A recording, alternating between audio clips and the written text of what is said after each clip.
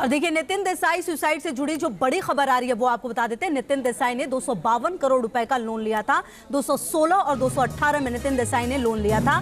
नितिन देसाई ने 42 एकड़ जमीन गिरवी रखी थी। ये बड़ी जानकारी सामने आ रही है। और आपको ये भी बता दें कि कई कारणों से परेशान थे नितिन देसाई। 252 करोड़ रुपए का लोन लिया था। साल 2016 और 2018 में नितिन देसाई ने ये लोन लिया था। और देखिए, कुछ ग्राफिक्स के जरिए आपको बताते हैं इस बारे में। सूत्रों के हवाले से जो कई अहम जानकारी मिली है वो ये, नितिन देसाई पर 252 करोड़ का लोन था। ये बड़ी जानकारी सामने आई है और यही वजह रही है खुदकुशी की। ये भी कहा जा रहा है नितिन की कंपनी ने 185 करोड़ का कर्ज लिया था। और देखिए, कहीं ना कहीं जो तमाम खबरें आ रही है वो ये कहा जा रहा है कि एक अपनी मेडिकल सिचुएशन से और एक फाइनेंशियली वीक हो चुके थे और शायद यही बड़ी वजह रही। 2016-2018 में नितिन ने लोन लिए थे और ये बड़ा कर्ज था। और देखिए, 42 एकड़ जो जमीन थी वो भी गिरवी रखी थी लोन के लिए। ये जानकारी अब सामने आ रही है। तो क्या यही वजह रही जो इतना बड़ा कदम नितिन देसाई ने उठा लिया? कई और कारण भी सामने आ रहे हैं जिसकी वजह से परेशान थे, वक्त पर लोन चुकाने में नाकाम रहे, जमीन जब्त करके लोन की वसूली की तैयारी हो रही थी। देखिए, ये तमाम जानकारी सामने आ रही है। और मौत से पहले नितिन देसाई ने ऑडियो रिकॉर्ड किया है। सूत्रों के हवाले से ये भी बड़ी जानकारी सामने आ रही है। लेकिन इस ऑडियो में क्या था ये भी महत्वपूर्ण होगा देखना। नितिन ने मौत से पहले 4 व्यापारियों के नाम लिए थे। इन व्यापारियों से क्या कुछ कनेक्शन था वो भी देखना महत्वपूर्ण होगा।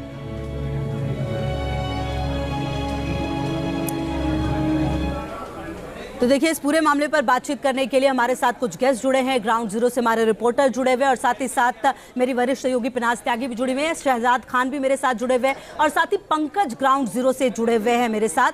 पंकज, सबसे पहले आप ही के पास आते हुए, क्योंकि बड़े खुलासे हो रहे, कहा यह जा रहा है कि लोन लिया गया था, जो कंपनी थी उस पर कर्ज था। क्या कुछ जानकारी मिल पा रही है? ग्राउंड जीरो पर आप हैं, वहां पे क्या सिचुएशन अभी पंकज? देखिए, आपको बता दूं कि नितिन देसाई जितने बड़े आर्ट डायरेक्टर थे उनका साम्राज्य भी उतना ही बड़ा था। और इसी वजह से उनके ऊपर लोन के जो अमाउंट था वो काफ़ी बड़ा था। साल 2016-18 के बीच की बात है जब उन्होंने करीब 180 करोड़ का लोन लिया था, जो बढ़ते बढ़ते 252 करोड़ तक पहुंच चुका था। ये सारी बातें एक तरफ, उसके बाद अब जो जानकारी आ रही है कि नितिन देसाई ने सुसाइड से पहले एक ऑडियो रिकॉर्ड किया है। इस ऑडियो में उन्होंने 4 व्यापारियों के नाम लिए हैं। इन व्यापारियों की तरफ से लगातार प्रेशर बनाए जा रहे थे और इस प्रेशर की वजह से नितिन देसाई ने ये कदम उठाया होगा। इस तरह की जानकारी जो है वो अब सामने आ रही है। आप बता दें कि इस वक्त मैं एनडी स्टूडियो के बाहर ही मौजूद हूँ। एनडी यानी कि नितिन देसाई का ये स्टूडियो है, मुंबई के पास करजत में ये स्टूडियो है। और आप देख सकते हैं कितना भव्य ये स्टूडियो जो है वो नितिन देसाई ने बड़े ही शौक से इस स्टूडियो को तैयार किया था। और इसी स्टूडियो में कल वो करीब 10 बजे पहुंचे थे।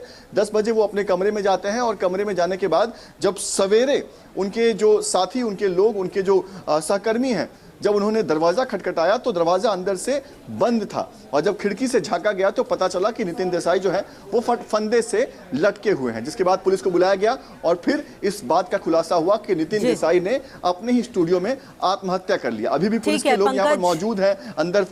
जी, लगातार नजर रहेगी। बहुत शुक्रिया पंकज आपका इन तमाम जानकारियों के लिए। और हमारे साथ शहजाद खान जो अभिनेता हैं वो जुड़े हुए हैं, निकिता रावल भी अभिनेत्री जुड़ी हुई हैं और लगातार मेरे साथ मेरी वरिष्ठ सहयोगी पिनाज त्यागी भी जुड़ी हुई हैं। सबसे पहले शहजाद, आप ही के पास आते हुए, क्योंकि आज का दिन जिस तरीके से एक आर्ट डायरेक्टर के रूप में पहचान दी गई कई लोगों को, आज वो हमारे बीच नहीं है। इस पूरी जो न्यूज़ है, जो खबर आई, दुखद खबर, उसको कैसे देख रहे हैं? बहुत बहुत शुक्रिया आपका मुझे आपके चैनल पर बुलाने का। And my heartfelt condolences to Nitin Desai. देखिए, बहुत ही दुख की बात है। मेरे पास अल्फाज नहीं है, मेरा दुख कैसे जाहिर करूं। इतना टैलेंटेड नितिन देसाई, इतना बड़ा उसने एम्पायर खड़ा किया और इस तरह से अपनी जान दे देना under stress, it's very sad. बहुत ही दुख की बात है। और ये सब चीज़ें देखिए, अक्सर आदमी जब तन्हा हो जाता है और उसे लगता है कि अब कोई रास्ता नहीं है सिवाय इस चीज़ को खुशी करने के, तभी ऐसे कदम उठाते हैं। और अभी जैसे जैसे जानकारियां आ रही, जैसे आपने कहा कि तो 3-4 व्यापारी थे जो उनको वो प्रेशराइज कर रहे होंगे, तो बिल्कुल ये सब चीज़ें मैं समझता हूँ, क्योंकि ये पहली बार नहीं है। उससे पहले भी ऐसे कई इंसिडेंट्स हो चुके हैं, अलग अलग लोगों ने हमारी इंडस्ट्री के सुसाइड किया है, और उसकी मेन वजह जो रही है वो रहा है फाइनेंशियल क्राइसिस की वजह से। बिल्कुल सही कह रहे हैं शहजादा, फाइनेंशियली भी और हेल्थ वाइज भी तबीयत ठीक नहीं रह रही थी, ये जानकारी भी सामने आई है। निकिता रावल भी हमारे साथ जुड़ी हुई है। निकिता, देखिए, फिल्म फेयर पुरस्कार से लेकर राष्ट्रीय पुरस्कार, इतना सारा सम्मान, और उसके बाद आज जब हमारे बीच नितिन देसाई नहीं है, इस खबर को आप कैसे देख रही हैं और आज कैसे याद कर रही हैं? मुझे पर्सनली बहुत ज्यादा ही सैडनेस फील हो रही है, बिकॉज मैं उनको पर्सनली जानती थी। मेरी डैड के फ्रेंड है, डैड भी अभी वहाँ गए हुए हैं, मैं इवेंट में हूँ, तो इसके बाद मैं वहाँ पर ज्वाइन। बट ये अंकल, नितिन अंकल जो है वो आई थिंक पूरी लाइफ लड़े हैं, पूरी लाइफ उन्होंने अचीव किया है। और मुझे नहीं लगता कि जिस तरह के उन्होंने स्टूडियो बनाए हैं, हमने काफ़ी बार वहाँ पर शूट किया, जिस तरह के उन्होंने स्टूडियोज बनाए हैं और जिस तरह का आर्ट दिया है फिल्म इंडस्ट्री को, मुझे लगता है वो सुपर अमेजिंग से भी ज़्यादा था। बिकॉज ये वही बंदा कर सकता है जिसमें टैलेंट हो बहुत ज़्यादा और जिसमें स्ट्रेंथ हो। बट जब आप ये सुनते हो कभी कि स्ट्रेंथ वाला बंदे ने ये काम किया है, या फिर वो आखिरी वक्त में हिम्मत हार गए, या फिर शायद वो परेशान हो गए बहुत ज़्यादा, बहुत सारे रीजन हो सकते हैं। बट जो भी किया वो उनसे एक्सपेक्टेड इसलिए नहीं था क्योंकि वो बहुत बड़े फाइटर रहे हैं, बहुत लोगों को उन्होंने चांस दिया है, बहुत लोगों को उनको फिल्म इंडस्ट्री में पहचान दिलाई है। लोगों को जब पता भी नहीं होता था कि स्टूडियोज क्या होते हैं, शूटिंग स्टूडियोज क्या होते हैं, इतनी अम्यूनिटीज नहीं हुआ करती थी, तब उन्होंने इस इंडस्ट्री में आकर आज आर्ट के हिसाब से स्टूडियोज बनाए और हम लोगों को गिफ्ट दिया फिल्म इंडस्ट्री वालों को।